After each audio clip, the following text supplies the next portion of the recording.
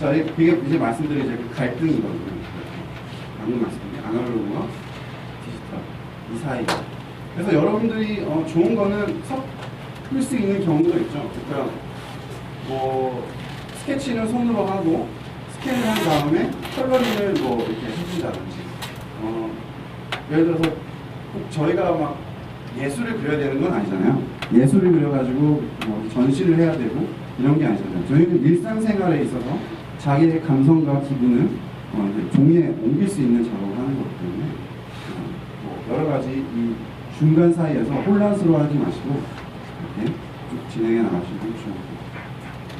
자, 그러기 위해서는 이제 컨셉이 굉장히 중요해지는 게 이제 사실이거든요.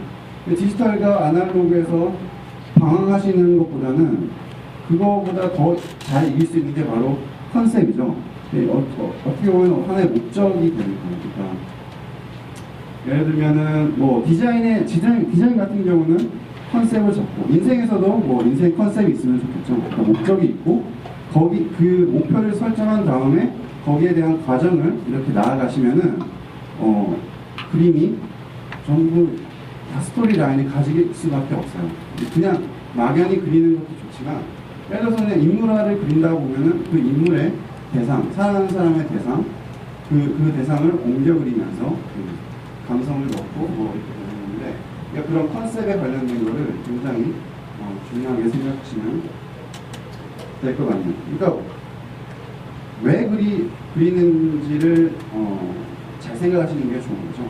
그러니까 이게 뭐 디자인도 마찬가지고 다 마찬가지지만 길을 제시해줘요. 이런 거가 이제 좀 더 이제 구체화되면 개인의 철학이 될 수가 있는 거고 개인의 라이프 스타일이 여기 들어갈 수 있는 거고 어떤 사람은 그냥 꽃 하나 그리고 너무 행복하게 될 수도 있고 뭐 어떤 사람은 누군가 사랑하는 사람 그리고 또 여러 가지가 있겠죠. 이게 뭐 디자인뿐만 아니라 어디에서나 그림뿐만 아니라 어디서 들어가는 거니까 아마 이런 거를 잘 생각해 주면 좋겠어요. 그래서 제 수업의 컨셉 자체는 이제 그런 처음에 제가 여러분들한테 감성을 표현하게끔 막 이렇게 주입할 수는 없는 거잖아요. 또 이렇게 그려라 외우라고 할 수도 없는 거예요. 그러면은 그게 정말 재미없어지거든요. 이건 그냥 노동이 될 수밖에 없어요.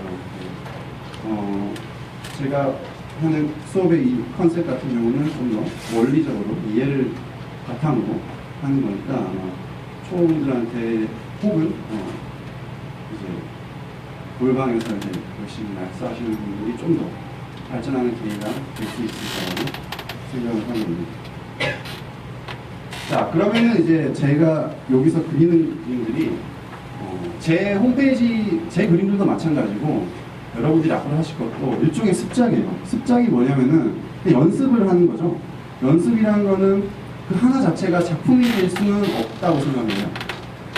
근데 그렇지만 그 습작들이 모이게 되면은 하나의 스토리라인과 그런 뭐 전시를 할 수도 있고, 예를 들어서 레오나르도 다빈치가 뭐 양지에다가 뭐 애기 그림을 그려놓고 옆에 막 글로 적어놨죠. 설명하고 해부학적 그런 것들. 이런 것들이 이제 다빈치의 습작이라고 할 수 있는데, 그런 습작들이 뭔가 이제 목표를 가지고 뭐 작품으로서 그거를 그리지는 않죠.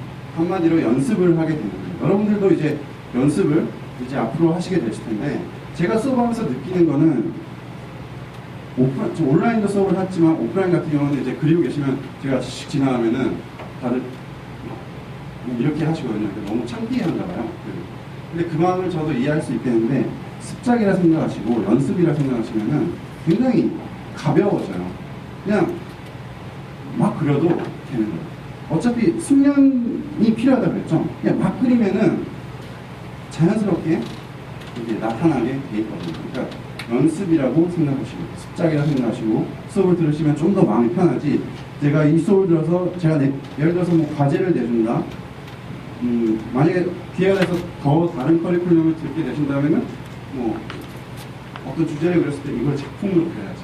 근데 너무 부담스러워지고 오히려 자기를 틀 안에 가두게 되는 현상이 많이 나타나거든요. 그러니까 우리가 또 사실 개인 성향에 따라 다른 거니까 제가 꼭 이렇다 저렇다 말씀드릴 수는 없지만 이렇게 습작이라고 생각하시면 됩니다.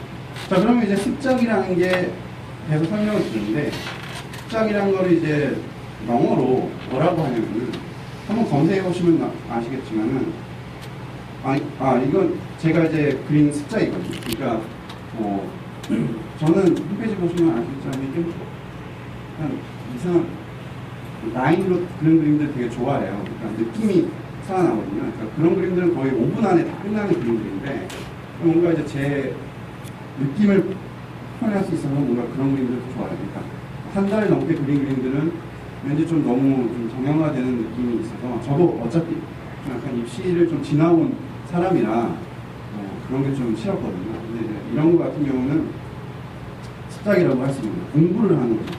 그러니까 연습을 하면서 이 구조에 대해서 생각하고 공부하고 이런 것들이 이제 습작이라고 하는 거예요. 그래서 이제 이런 것들을 이제 영어로 하면은 그냥 스터디라고 해요. 여러분들 스터디할 때 그냥 단어 외우실 때 보면 그냥 공책에다가 적고 여러 번 적고 말로도 말하면서 이렇게 머릿속에 집어넣는 행동을 하잖아요. 행위를 하잖아요. 그냥 이렇게 이해를 하고 이 단어의 뜻을 알고 그냥 단순히 스터디 이렇게 막 단어를 외우지는 않죠. 요즘에는 그냥 그림도 마찬가지예요. 그냥 이 습작이라는 게 스터디라는 개념을 딱 갖고 계시면은 아마 어떻게 접근해야 되는지 좀 더 아시게 되시리라고 합니다. 자, 그러면 제가 수업을 하는 드로잉 수업의 과정에 대해서 설명을 드리면은 사실 그림에는 굉장히 여러 가지가 있어요. 미학적인 측면에서 보면은 저는 미학은 잘 모르지만 형태를 깨부수는 이런 것들이 있고 색감, 거리감을 깨부수는 라인을 없애고 이렇게 되게 굉장히 많은 것들이 있죠. 근데 이제 그런 거에 이전에 제 수업에 있어서 어떤 측면에서 수업을 진행이 되냐면 제가 하는 수업의 가장 큰 컨셉은 큰 틀이 되는 거는 3D를 2D로 옮기는 거예요. 그러니까 여러분들이 살고 있는 이 무대가, 그러니까 이 공간이 3D로 이루어져 있죠. 그러니까 3차원으로 이루어진 거를 2차원적인 종이에 옮기는 행위를 배우게 되는 거예요. 그게 첫 번째 1차적인 목적이라고 생각하거든요. 그림이라는 거는. 어떤 한 대상을 보고 공부를 한 다음에 3차원적인 거를 2D로 옮기는 거. 이게 어떻게 보면 가장 큰 핵심이라고 저는 생각을 해요. 그래야지만이 투시라는 거에 대해서 이해할 수 있고 거리감이라는 거에 대해서 이해할 수 있어요. 그냥 그림엔 투시가 있다, 거리감이 있다, 투시가 있기 때문에 수시점 이렇게 해서 그려라, 혹은 거리감이 있으니까 멀리 있는 건 좀 흐리게 그려라, 이런 암기식을 하면은 분명히 여러분들이 그런 생각을 하실 거예요. 근데 투시 이거 왜 해야 돼? 정육면체는 분명히 다 평행한데 도대체 이거 왜 해야 되는 거지? 왜 거리감 꼭 굳이 뒤에 있는 거를 흐리게 그려야 될까? 내가 뒤에 있는 사람을 볼 수도 있는데 이런 것들이 아마 생각을 하게 되면서 이제 막 헷갈리기 시작하고 막 패닉이 오는 거죠. 근데 이제 그런 거를 이제 기본적으로 없애는 게 3D에서 2D로 옮긴다는 거를 알고 계시면은 그림 그리는 데 있어서 투시나 이런 것들을 좀 이해하시기 좀 더 편하실 거예요. 이게 기본적인 목적이라고 생각합니다. 이거 다음에 나중에 익숙해지시면은 투시를 대해서 그렇게 이해하시면 투시를 깰 수가 있어요. 그리고 원근감 같은 경우도 깨버릴 수 있고, 그러니까 여러 가지 여러분들의 다양하게 양념을 칠 수가 있어요. 그러니까 가지고 놀 수 있게 되는 거죠. 그러니까 여러분들께서 나는 피카소 같은 그림을 그리고 싶다, 혹은 에본 실레 같은 라인 드로잉을 그리고 싶다. 근데 잘 보시면은 에본 실레 같은 라인을 그리려면은 그 사람이 해부학적 지식이 굉장히 좋은 사람이기 때문에 그 해부학적인 지식을 살리는 라인을 쓰면서 자기만의 스타일로 재해석을 하죠. 그러니까 여러분들이 봤을 때 드로잉에 있어서 뭔가 정말 매력적인 라인을 쓴다든지 이런 그림들을 보면은 그 안에 있는 것들, 그러니까 뭐라 그럴까요? 하나 예를 들면은 보통 제가 정말 멋있는 그림을 봤어요. 여러분들이 정말 멋있는 그림을 보게 됐을 때 그 결과만 보게 된다는 거죠. 그 안에 어떻게 그렸는지 모르게 되는 거예요. 단편적으로 상업 예술을 봤을 때 만화를 예를 들면은 만화의 그 구도를 잡고 그런 컷신을 이렇게 넣었을 때 폰티 같이 드로잉을 하게 되죠. 얼굴 십자가 넣고 막 그러잖아요. 근데 이걸 왜 하는지 생각해 보면은 그런 식으로 구성을 한 다음에 거기에 맞는 구도를 찾고 이제 그 디테일한 인체 구조를 넣고 이렇게 하게 되는 거라는 거죠. 근데 이제 저희가 보는 거는 항상 완성된 그림이에요. 한마디로 여러분들이 똑같아요. 어떤 사람을 봤어요. 제 친구를 봤는데 겉모습이잖아요. 뭐 사람의 내면을 봐야 된다 뭐 이런 건 아니지만 겉모습인데 사실 그 안에 여러분들이 이제 좀 보셔야 될 거는 이 사람이 안에 어떤 뼈 구조를 가지고 있고 어떤 근육을 가지고 있는구나. 이거를 이제 먼저 생각하시는, 그 안에 깔린 거를 이제 생각하시게 되면은 굉장히 늘게 돼요. 네. 그렇기 때문에 뭐 그렇게 생각하시면 될 것 같고요. 기본적인 컨셉은 3D에서 2D 간다는 거를 이제 제 수업 듣기 전에 한 번씩 생각해 놓으시면은 좀 더 자세한 거는 커리큘럼 안에서 설명을 드립니다. 자, 그럼 제가 제일 좋아하는 말이 있는데 스포츠에서 볼, 돈, 라이라는 말이 있어요. 그러니까 농구나 이런 걸 보면은 그냥 공은 거짓말하지 않는다는 거거든요. 그러니까 예를 들어서 쓸데없는 파워를 얻어서 프리드로를 쏘면 농구에서 오심으로 인한 그런 거는 골이 안 들어간다는 거. 약간 이런 느낌이 있어요. 근데 드로잉에서 저는 똑같이 적용이 된다고 생각을 해요. 그러니까 하나 예를 들면은 일단 제가 3D에서 2D로 옮기는 과정, 그리고 또 대상을 연구해서 이제 옮겨리는 과정 같은 경우는 어떻게 숙련도를 위한 공부잖아요. 근데 그런 거 같은 경우는 여러분들께서 예를 들어서 나는 이걸 그려야지, 칼을 그려야지, 그럼 질감 표현을 하고 이런 데 있어서 그런 게 필요하지만 좀 더 감성적인 그림을 그리고 싶다는 그런 거 같은 경우는 이런 부분들이 굉장히 그대로 적용이 되는 게 하나 예를 들면 제가 고등학교 때 입시 학원을 다닐 때 그때 여자친구를 처음 사귀었어요. 그래서 미술학원을 갔는데 제가 이제 버스를 타고 때 가야 되는 거를 같이 맨날 다녔거든요. 근데 그 당시는 왠지 모르지만 밝히고 싶지 않잖아요. 그래서 학원에 비밀로 하고 이제 있었는데 그때는 포스터 컬러로 하는 디자인 수업이라는 게 있었어요. 네, 컬러를 넣는 디자인 수업이 있었는데 제가 그걸 열심히 하고 있었어요. 그랬더니 선생님이 딱 오시더니 저보고 야, 너 지금 요즘 연애하지? 이러는 거예요. 이 인간이 언제 봤지? 이러면서 헷갈려 하고 있어. 막 이걸 말하다 말하다 이게 막 떠보는 건가 막 이렇게 생각을 했는데 결국 이제 여자친구 있다고 얘기를 해서 놀림당하고 이런 적이 있었는데 나중에 선생님한테 이제 왜 어떻게 알았냐고 이렇게 물어보니까 제 그림을 한번 붙여보래요. 거기에 붙여보래서 붙여봤더니 그때 그림의 스타일 같은 경우는 뭐 대주제, 소주제가 있고 이렇게 그림을 포스터로 칠하는 그런 프로세스의 그림들이었는데 분명히 푸른색 계통이 많은 대주제와 소주제를 그리고 있었어요. 푸른 계통인데 딱 걸었더니 전체적으로 보니까 그림이 붉어요. 그러니까 이게 뭐냐면은 저도 모르게 붉은색을 섞고 있는 거예요. 모든 그러니까 이게 뭐냐면 그분이 이제 색채 심리학 같은 거 공부하신 분인데 그림에 다 나타난다는 거죠.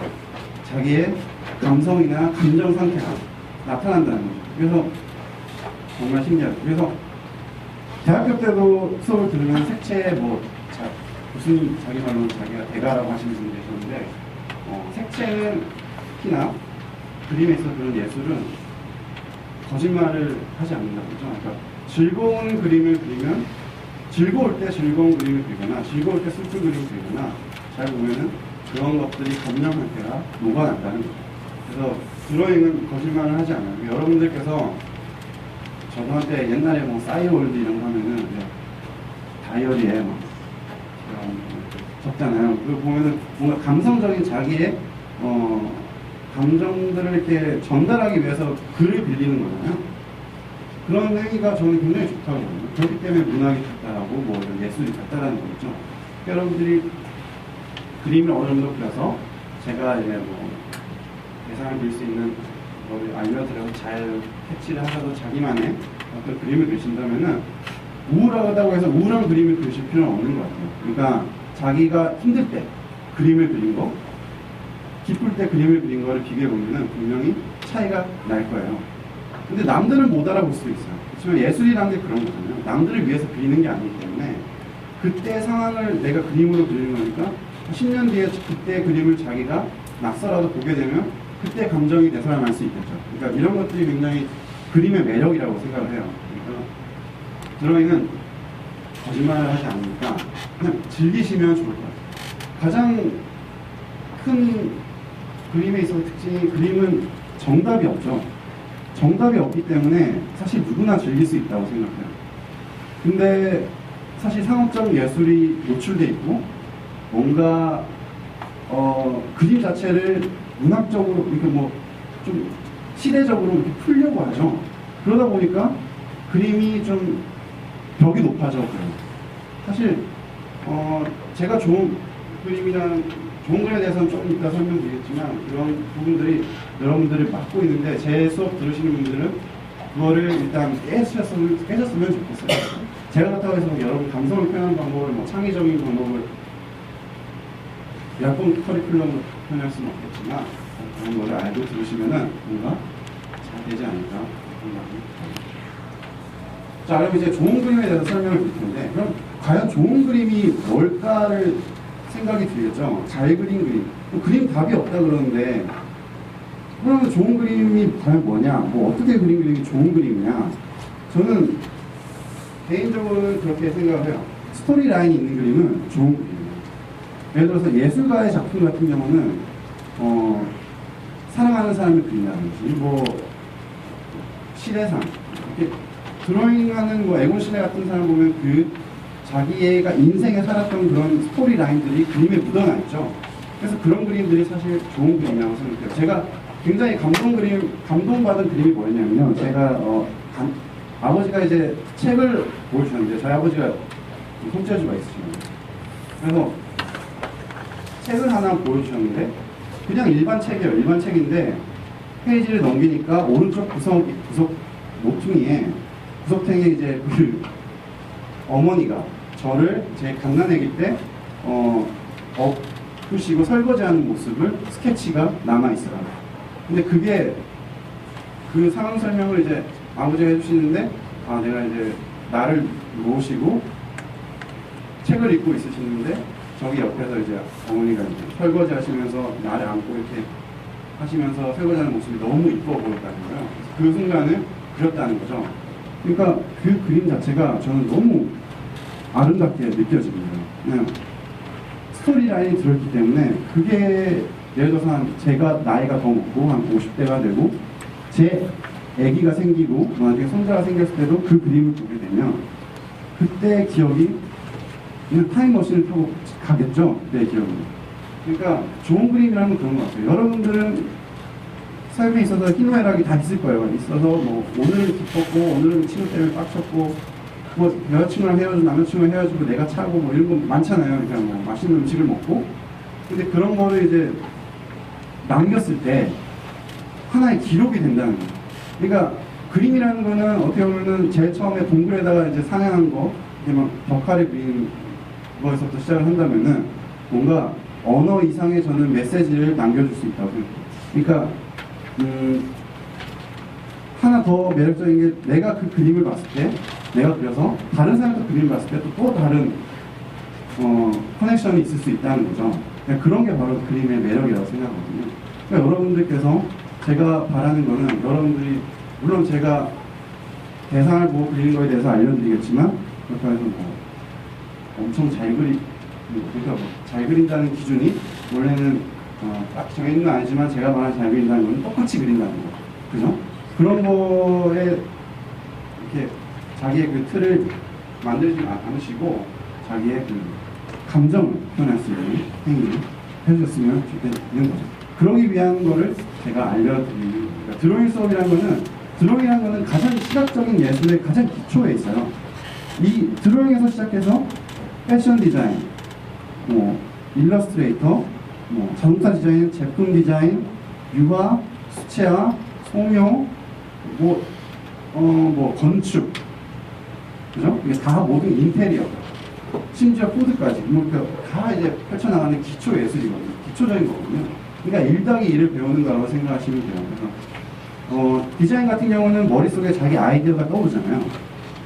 그럼 이거를 캐치해서 스케치로 표현을 해야 되는데 이게 좀 숙련이 안 되면 그리다 보면 제가 그리고 있는 이게 자기의 아이디어를 덮어버리죠. 그럼 내가 뭐 생각했었지? 이게 기억이 안 나는 거예요. 그런 것들에 대해서 그런 것들이 이제 혼란스러우니까 이게 좋은 그림, 그러니까 드로잉 가장 위에 있는 그러니까 드로잉이라는 게 가장 탑에 있는 거니까 모든 예술에 여러분들이 잘 들렸으면 좋겠습니다. 그래서 제가 제일 좋아하는 그림인데 잘 그리고 뭐를 떠나서 저희 강아지예요. 지금 16살 됐거든요. 이름이 지호라고 하는데 고등학교 때 사실 집이 좀 힘든 적이 있어가지고 제가 왜 얘를 그리게 됐냐면은 제가 얘를 정말 진짜 가족 이상으로 사랑하는데 집에 오면 집에 아무도 없는 거야. 집에 뭐 어머니 일하러 나가시고 아버지 일하러 나가시고 누나도 뭐 나가 있고 이렇게 하면은 얘밖에 없죠. 얘밖에 없어가지고 맨날 얘 데리고 얘기하는 거예요. 얘 데리고 집에 와가지고 깜깜한 집에서 서로 있으면 얘기하고 그러면 얘가 되게 귀여운 게 다 듣고 있어요. 그래서 뭔가 커넥션이 이루어지는 거죠. 그래서 저한테 있어서는 얘를 그린다는 것 자체가 굉장한 집중을 발휘하게 되고 저도 모르게 감성이 들어야 되고 얘가 언젠가 얘가 죽고 나서 이 그림을 다시 보면 그때 기억들이 살아날 수 있는 어떤 그 매개체가 될 수 있겠죠. 그래서 저한테는 이 그림이 굉장히 좋은 그림이에요. 그리고 다른 분들이 얘를 봤을 때도 귀엽다 아니면은 빛이 어쩌고 이렇게 생각할 수도 있죠. 그러니까 또 다른 커넥션이 되고 제가 이 스토리를 제 거 보는 사람들 또 전달할 수 있잖아요. 이렇게. 그러니까 이렇게 그림이라는 게 이렇게 매력이 있는 거예요. 거기에 대해서 이렇게 생각해 보시면 좋을 것 같아요. 자, 그래서 이제 드로잉 스터디 시간이잖아요. 그래서 앞으로 커리큘럼을 이어갈 텐데